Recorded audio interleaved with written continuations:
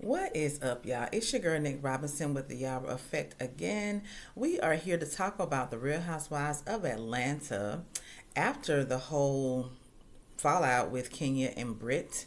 It's episode 6, and we see the aftermath. So we're gonna jump right in and talk about Brit's perspective of what's happened. Of course, she was embarrassed. She was hurt. Um, I'm glad she wasn't there to see it herself because there's no telling in the moment what she would have done. Who could say what any of us would do in that situation where your whole past is being laid out in front of strangers and by someone who you barely know, who you just got into it with. So that was cold. And then she said that the shot that was used on the poster board that Kenya had was of her as a teenager giving fellatio to her boyfriend. So that adds a different component to things because you have what could allegedly be an underage girl in the photos that you were showing. Once again, it just gets wickeder and wickeder. It just gets wilder and wilder. I'm pretty sure, Kenya did not know how old Brit was in the photo or whatever, but Brit said that she was a teen at that time with her boyfriend. So, not even gonna get into that too deep, but y'all understand what that really means, okay? So, of course, she stayed in the house crying and everything. We see her husband and her talking about it. And he was just like, don't worry about it. Again, I feel like her husband is really just a laid back kind of guy. And, he gave her a hug and was like, just don't worry about it. Her mother came over.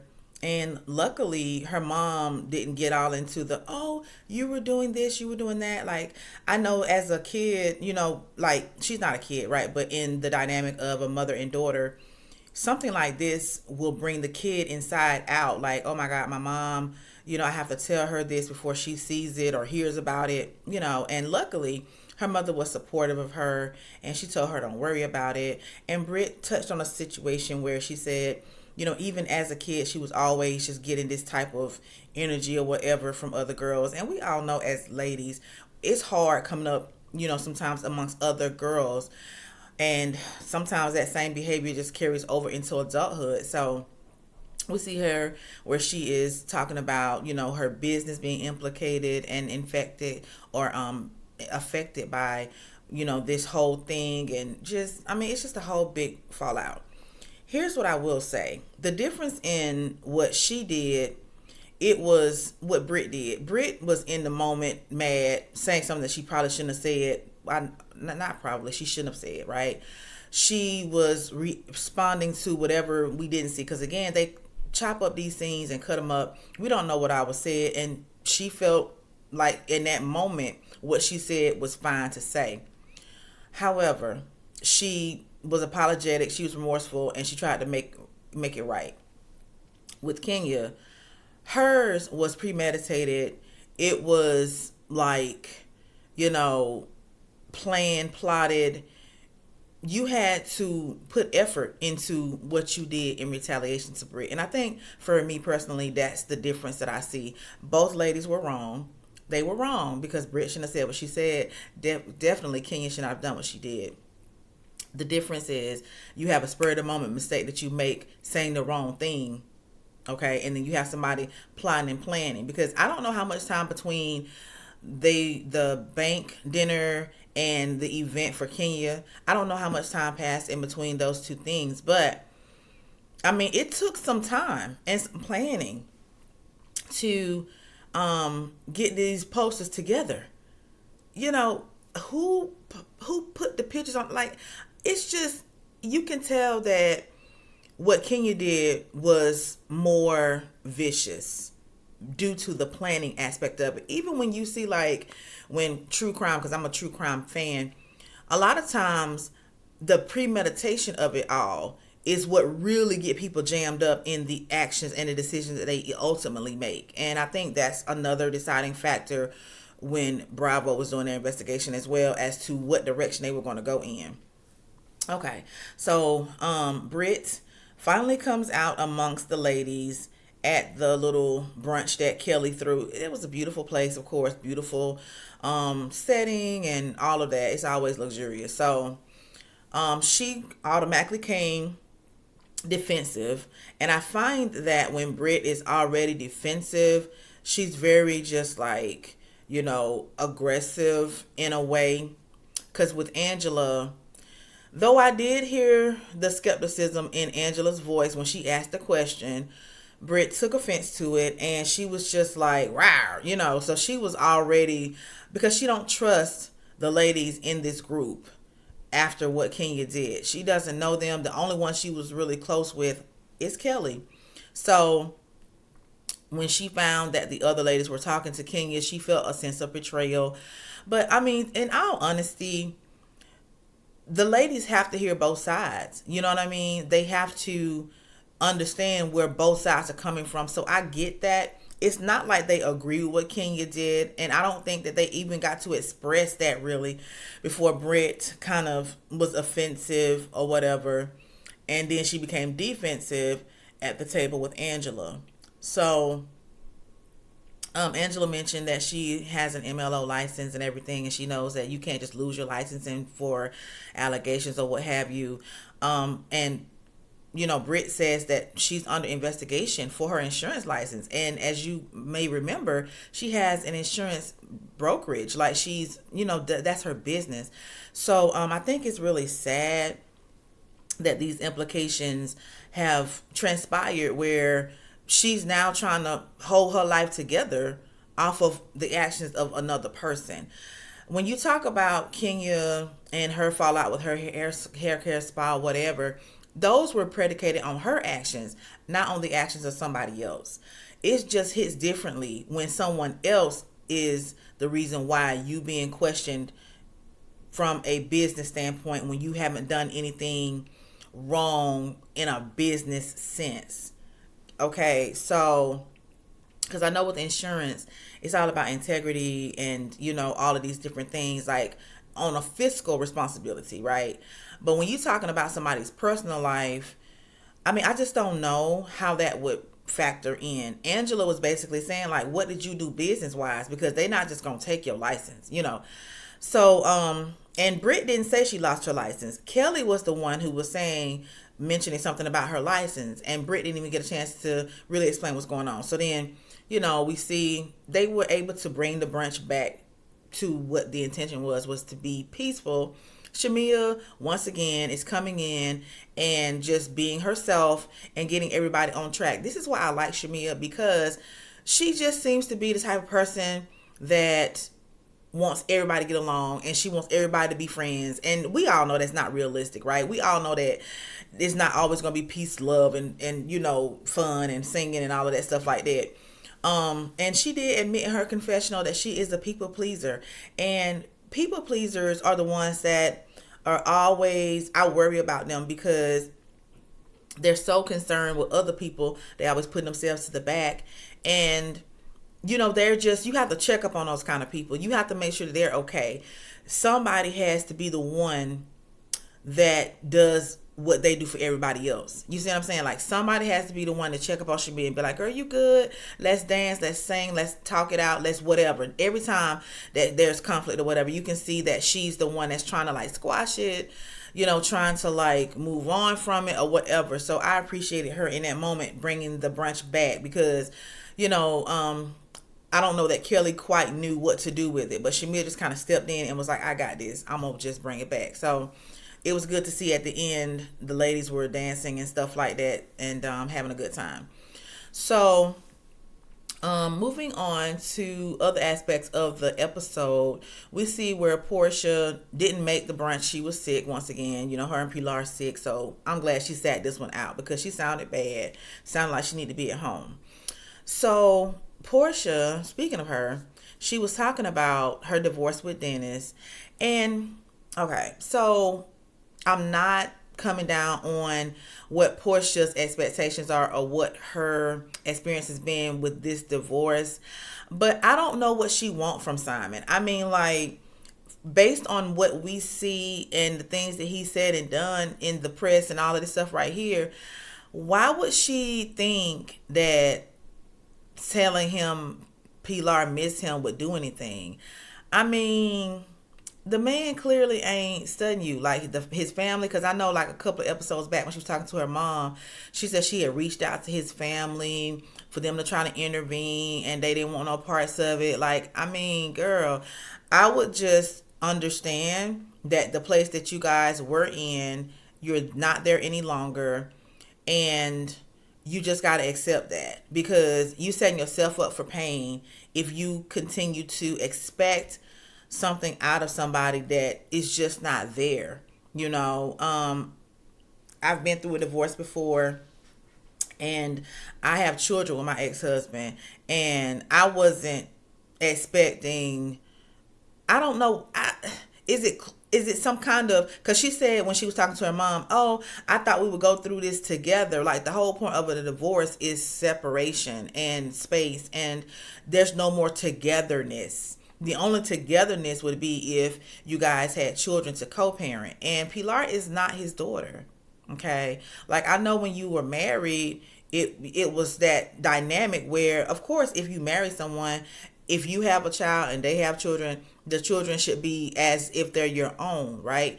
But when you divorce, that no longer applies. And that was like the hardest thing for me when I got divorced from my first husband, because his oldest son and I were really close, and I had been knowing him since he was like 5 years old.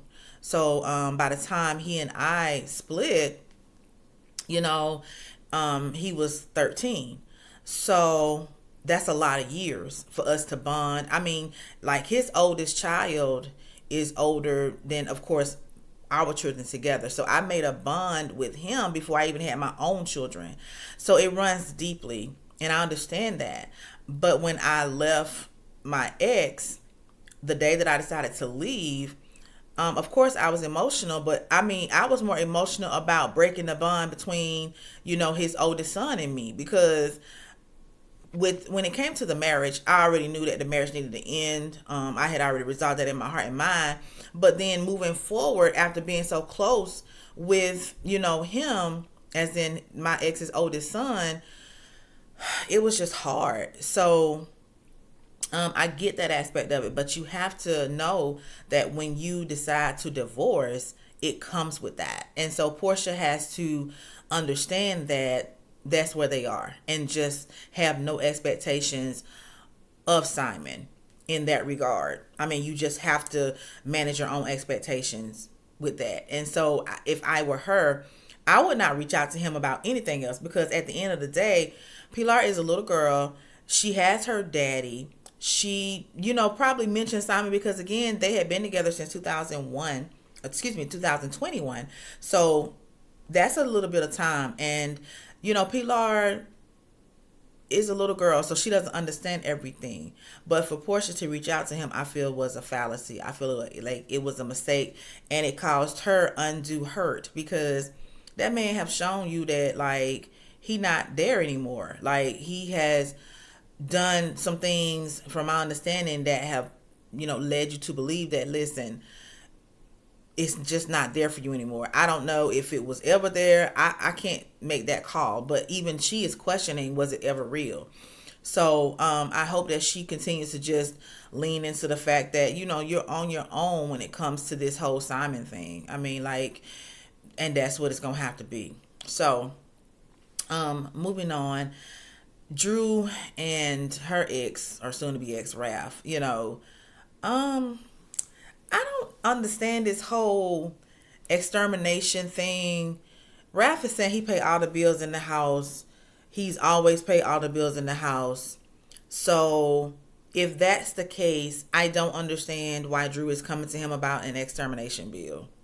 I just don't. I mean, like, if the man is paying all the bills in the house and has been paying all the bills in the house, if that's true, this extermination bill thing, I just don't understand it. I mean, like, and then if you notice, when he started saying, I pay all the bills, that's when she wanted to stop the conversation. She wanted to be like, no, I'm not going to do this. So, I don't know. Like, again, for me, Drew is always a big question mark. I just don't understand a lot of the times where she's coming from. Um, some of the other people on the cast have said that she always lying. So I mean, I'm trying to be open minded and objective to whatever Drew is doing or saying, but it's always confusing to me because I just don't know the truth. So, but I thought it was weird that she was coming to him about an extermination bill. Like, I don't know. She was also kind of over her time with the kids. So I'm gonna need her to just be mindful, because if he is running late or over, I don't want her to be tripping on him, because that's the thing. When you co-parenting and you have these arrangements set up, you have to be on time. You have to be, vigilant with that, because if the other parent isn't, then how can you be mad at them for something that you yourself are doing? So we'll just see how this goes. Again, I don't envy them in their situation of, still being in the same house and divorcing. Like, that's weird as I don't know what to me. But it is what it is. It's in the court order. Because if not, then he would have had to leave, or she would have had to leave, or whatever. So, we'll just see how that turns out. As far as Dennis and Drew filming together, I don't think that Porsha knows at this point that they were in like a little scene in the studio or whatever together. I'm wondering what she's going to do when she finds that out, or say. She said she doesn't have the energy to be into it with Drew every time she see her. I agree. Honestly, I don't know. Like, the whole thing is weird to me, because again, I still don't understand why all the people in Atlanta, Drew feel like she needs to work with Dennis. She said Dennis was her angel on earth and all this stuff right here, and I'm like, child, was Porsha even feel like that about him when she was pregnant with his baby and engaged to the man? Like, I don't know. Like, it's interesting and it's weird to me. So we'll see how this all goes. Y'all tell me what y'all think about the episode. I feel like we're starting to see Shamil admit that she feeling a little bit like her friendship with Porsha is one-sided. She's always seeming to stuff down her feelings. When they were out playing golf and everything like that, Shamil was just trying to have a good girlfriend time with Porsha, and they seem to have had that. But she still has some hurt feelings about Porsha talking all over her song. And when you see things like that occur, like, those are subtle behaviors that show someone is not quite who they need to be in your life for you. In my opinion, I feel like Porsha receives more of a friendship from Shamir than Shamir receives from Porsha, just based off of the little things that we've seen. And at some point, the friendship will come to a head where we see Shamir sits Porsha down, and Porsha doesn't seem interested in what Shamir is saying. Like, I just hate to see that, because it's hurtful when you feel like you're the only true friend in the friend dynamic. So, but y'all let me know what y'all think. How is the season going for y'all? It doesn't feel like the old Housewives of Atlanta, and I don't feel like it should, because it's a whole different cast. But I'm trying to stay with it. This whole Kenya thing is blown over, so we know we won't see her anymore in the season. Let's just see how it works. Let's see, because when I watched Kelly, she was with the reality podcast from Page 6, and she was talking about her and Brit kind of go their separate ways. I'm trying to see what happened with that, because right now Kelly is like having Brit's back. She's doing things like that whole brunch was in her honor. So how they go from that to where they are present day? Y'all like, comment, subscribe, share all the good things. I appreciate every last one of you, and I will talk to you later. Bye bye.